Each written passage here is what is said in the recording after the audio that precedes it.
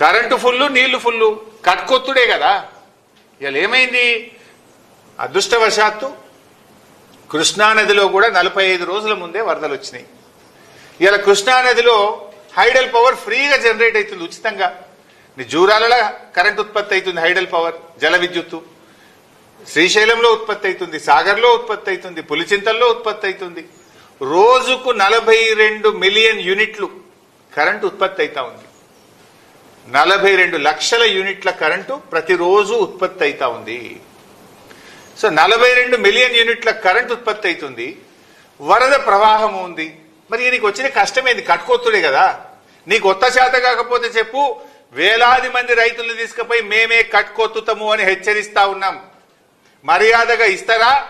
రైతుల్ని తీసుకుపోయి మమ్మల్నే కట్టుకొత్తి నీళ్లు తెచ్చుకోమంటారా? నీకు ఉన్న ఇబ్బంది ఏంది? నీళ్లు ఫుల్లు, కరెంటు ఫుల్లు, కట్టుకొత్త శాతం అయితే లేదా? ఎందుకు రోజుకు 2 టీఎంసీల నీళ్లు తెస్తలేవు? వ్యవస్థ కాళేశ్వరం ప్రాజెక్టులో రోజుకు 2 టీఎంసీల నీళ్లు తెచ్చే వ్యవస్థ కేసీఆర్ గారు చేసి పెట్టిండ్రు, బీఆర్ఎస్ ప్రభుత్వం చేసి పెట్టింది. ఎందుకు నీళ్లు తెస్తలేవు? ఎందుకు మోటార్లు ఎత్తుతలేవు? బిడ్డ నువ్వు గిట వెంటనే ఆన్ చేయకపోతే నీళ్లను సముద్రం పాలు చేస్తుంటే బీఆర్ఎస్ పార్టీ చూస్తూ ఊరుకోదు. వేలాది లక్షలాది రైతులను తీసుకొని కదులుతాం, మోటార్లు ఆన్ చేస్తాం. మర్యాద కొద్ది ఇస్తారా ఇయ్యరా అని చెప్పి నేను ప్రభుత్వాన్ని అడుగుతా ఉన్నా. ఆ పరిస్థితి తెచ్చుకోకండి. ఇప్పటికే మీరు రైతు వ్యతిరేక ప్రభుత్వం అని తేలిపోయింది. 10 ఏళ్లలో ఏ రైతు ఎరువు బస్తా కోసం అరుగుల మీద పండుకోలేదు, పొద్దున 3 గంటలకు లైన్లు కట్టలేదు, చెప్పులు ఎప్పుడు కూడా లైన్లు పెట్టలేదు. ఇలా కాంగ్రెస్ వచ్చింది, మార్పు వచ్చింది, పాత రోజులు వచ్చినాయి, మళ్లీ చెప్పులు లైన్లు పెట్టి అరుగుల మీద పడిగాపులు కాసే పరిస్థితులు తెచ్చారు మీరు. సో వెంటనే నీళ్లు ఇవ్వండి, వరద నీటిని ఒడిసిపట్టండి, బురద రాజకీయాలు మానండి అని చెప్పి నేను హితో పలుకుతా ఉన్నా. ఏంది చిల్లర రాజకీయాలు?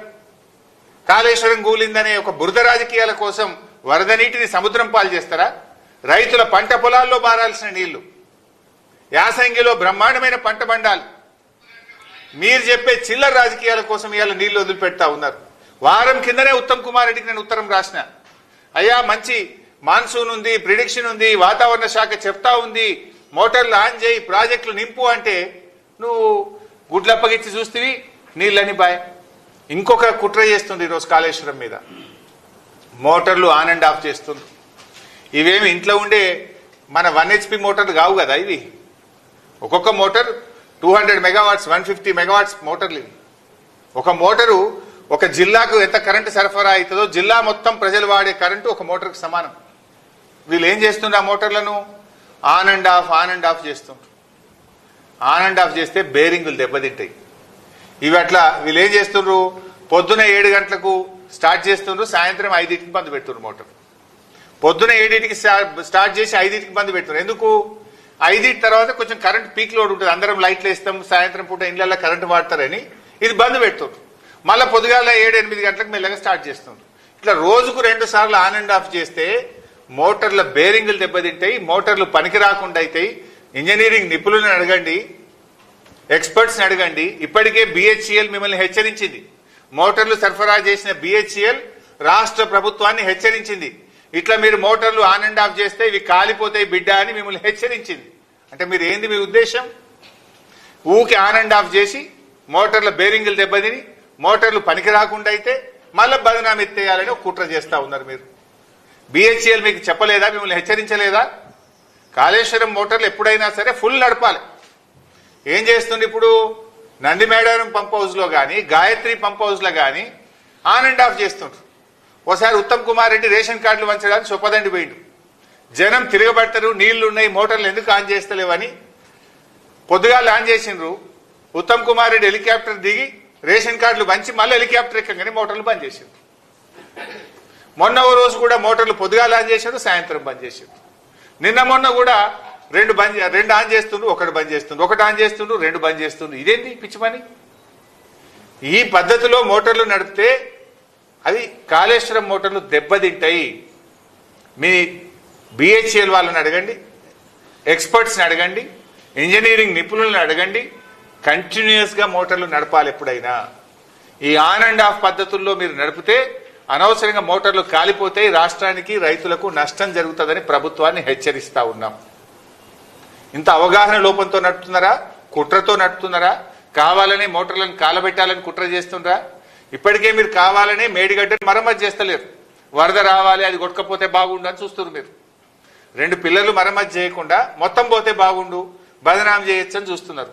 ఆ బదనాం కోసమే నీళ్లు మోటార్లు వస్తుంటే నీళ్ళు వచ్చే పరిస్థితి కట్కేస్తే ఇవాళ నీళ్ళు వచ్చి పట్టే రంగనాయక సాగర్లో, మల్లన్న సాగర్లో. బంగారమూల పంటలు పండలేదా? ఒక జిల్లానా? కరీంనగర్ జిల్లా, సిరిసిల్ల జిల్లా, వరంగల్ జిల్లా, సిద్దిపేట జిల్లా, మెదక్ జిల్లా, సంగారెడ్డి జిల్లా, యాదాద్రి జిల్లా, మేడ్చల్ జిల్లా, సూర్యాపేట జిల్లా, ఇలా ఎన్నో జిల్లాలకు నీళ్లు పోతాయి కాళేశ్వరం ద్వారా. ఇప్పుడు కూడా నీళ్లు పోయే అవకాశం ఉంది. పోయిన యాసంగి పోయింది. కావాలనే మీరు చేస్తా ఉన్నారు. సో రాజకీయాలు మానండి, వెంటనే మోటార్ లాంచ్ చేయండి. ఒకవేళ ప్రభుత్వం ఆన్ చేయకపోతే మాత్రం బీఆర్ఎస్ పార్టీ వేలాది లక్షలాది రైతుల్ని తీసుకొని కదులుతాం, మోటార్లు ఆన్ చేస్తాం, మా రిజర్వాయర్లు, మా చెరువులు నింపుకుంటాం, యాసంగి పంట పండించుకుంటాం. మీరు వెంటనే చేయాలి. నేను ఉత్తమ్ కుమార్ రెడ్డి గారిని, రేవంత్ రెడ్డి గారిని, మీ మధ్య ఏమైనా విభేదాలు ఉన్నాయా, మీకు పంచాయతీలు ఉంటే మీరు చూసుకోండి. కానీ ఇది రైతులకు నష్టం జరిగితే మాత్రం బీఆర్ఎస్ పార్టీ ఊరుకోదు. నేను రాజకీయాల కోసం మాట్లాడతలేను, రైతుల కోసం మాట్లాడుతున్నా, రైతుల పక్షాన మాట్లాడుతున్నా. మాజీ నీటిపారుదల శాఖ మంత్రిగా అవగాహనతో మాట్లాడుతున్నా. నీళ్లు ఇచ్చే అవకాశం ఉంది కనుక నేను చెప్తా ఉన్నా. నా నియోజకవర్గంలో కూడా నా రైతులకు కూడా 70,000 ఎకరాలకు నీళ్లు వస్తాయి. రేపు నా రైతులు కూడా దెబ్బతింటారు అని నా రైతుల పక్షాన మాట్లాడుతున్నా. రాష్ట్రంలోని రైతుల పక్షాన మాట్లాడుతున్నా. ఎందుకంటే కాళేశ్వరంలో నా నియోజకవర్గం కూడా ఒక భాగమే. నా నియోజకవర్గంలో కూడా పెద్ద ఎత్తున ఆయిల్ పామ్ సాగు చేసిండ్రు, పెద్ద ఎత్తున యాసంగి పంట సాగు జరుగుతూ ఉంది. నా జిల్లా, నా నియోజకవర్గం, ఈ రాష్ట్రం దెబ్బతింటది అనే ఆవేదనతో మాట్లాడుతూ ఉన్నా. అర్థం చేసుకోండి. రాజకీయాలు కాదు, రాష్ట్రం ముఖ్యం. చిల్లర రాజకీయాలు, బురద రాజకీయాలు మానండి. వరద నీటిని ఒడిసి పట్టండి.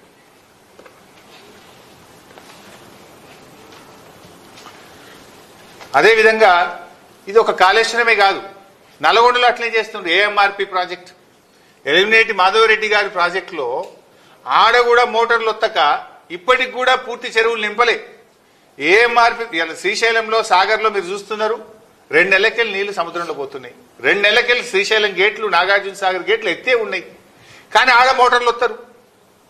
ఇలా 18 సంవత్సరాల తర్వాత జూలై నెలలో మన కృష్ణానదిలో నీళ్లు వచ్చినాయి. ఎప్పుడు కూడా జూలైలో నీళ్లు రావు, ఆగస్ట్, సెప్టెంబర్, అక్టోబర్లో వస్తాయి. 18 ఇయర్స్, 18 సంవత్సరాల తర్వాత మొదటిసారి జూలై నెలలో కృష్ణానదిలో నీళ్లు వచ్చినాయి. అయినా మీరు ఇప్పటిదాకా నింపలే. ఏఎంఆర్పి ప్రాజెక్ట్ కింద మరి ఎందుకు డిస్ట్రిబ్యూటరీలకు నీళ్ళు, చెరువులకు నీళ్ళు వదులుతలేరు? డిస్ట్రిబ్యూటర్ల ద్వారా చెరువులకు నీళ్లు ఎందుకు వదులుతలేరు? ఎందుకు ఇంకా ఏఎంఆర్పి కింద ఇబ్బంది ఉన్నది అని నేను అడుగుతా ఉన్నా. అదేవిధంగా కల్వకుర్తి ప్రాజెక్టు ఒకటే మోటార్ నడుపుతుంది, 800 క్యూసెక్కులు. ఆడ 3 మోటార్లు నడపాలి, 2400 క్యూసెక్కులు రోజుకు తీసుకోవాలి. కానీ ఒకటే మోటార్ నడుపుతుండ్రు, 800 క్యూసెక్కులే తీసుకుంటుండ్రు. నీళ్ళేమో సముద్రం పాలు, మనకేమో నీళ్ళు వస్తలేవు. అటు కల్వకుర్తి మోటార్లు నడపరు, ఏఎంఆర్పి ఎస్ఎల్బిసి ప్రాజెక్టు మోటార్లు నడపరు, ఇటు కాళేశ్వరం మోటార్లు నడపరు. ఎక్కడ చూసినా అట్లే. దేవాదులు కూడా అంతే చేసిండ్రు వరంగల్ జిల్లాలో. అరే మంత్రులు పోయినరు, phase 3 ఇనాగ్రేషన్ చేసిండ్రు. ఎప్పుడు పోయిన యాసంగి పంటలో మంత్రులంతా 5 మంత్రులు పోయినరు, దేవాదుల phase 3 ఇనాగ్రేషన్ అన్నారు. ఇప్పటిదాకా దేవాదుల phase 3 మోటార్లు నడుస్తలేవు. ఎందుకు? ఇప్పుడు ఆడ గన్ని నీళ్లు పోతున్నాయి, సముద్రం పాలవుతున్నాయి. దేవాదుల మోటార్లు ఎందుకు ఆన్ చేస్తలేరు? దేవాదుల మోటార్లు ఆన్ చేయక వరంగల్ జిల్లాకు నష్టం. ఏఎంఆర్పి ఎస్ఎల్బిసి ప్రాజెక్టు మోటార్లు ఆన్ చేయక నల్గొండ జిల్లాకు నష్టం. కల్వకుర్తి మోటార్లు ఆన్